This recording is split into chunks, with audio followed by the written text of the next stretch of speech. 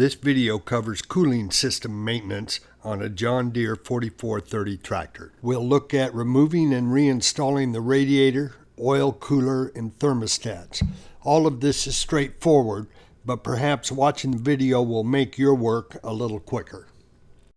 A hose from the hydraulic pump broke on this tractor, showering the oil cooler, red arrow, and radiator, blue arrow, with oil. The plastic radiator shroud, magenta arrow, is old and damaged. You can see the dirt built up on the oil cooler. To clean these, it is best to remove at least the radiator so both sides of the cooler and radiator can be cleaned. If you use a pressure washer, be careful not to bend the fins. For routine cleaning, long wands for air and water are available, allowing you to get to the back of the radiator and between the radiator and cooler. One product is called Radiator Genie.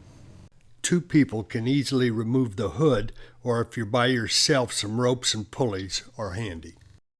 To remove the radiator, first unbolt the cooler. The magenta arrows show the bolts holding the mounting brackets. This shows the brackets removed. You can clean the cooler in place or detach the hoses and remove.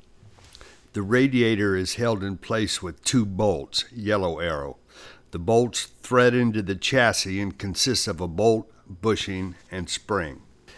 It's easiest to remove the radiator from the left side. Drain the coolant. The stopcock is on the lower left. Remove the hoses, the return fuel line, and the front radiator support bracket. When removing the radiator, you'll have to lift it enough to get the stopcock over the frame. In this case, we took the radiator to a shop for inspection and cleaning.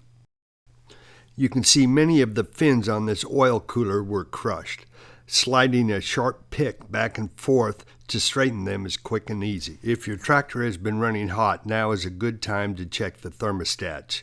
You'll need a new gasket, part number R124607. Here's a parts diagram. The thermostat housing is held in place with 3 bolts, one on the left and 2 underneath on the right. After removing the cover, you can lift out the 2 thermostats. These thermostats had the opening temperature, 160 degrees, stamped on the bottom. To check if they are opening properly, heat them in a pot of water with a cooking thermometer. This shows the thermostat on the right opened at 160 degrees. Now you can put things back together. I like to use Prestone cooling system flush and run the tractor several hours without the hood to check for leaks and retighten bolts. Then you can drain and fill with coolant.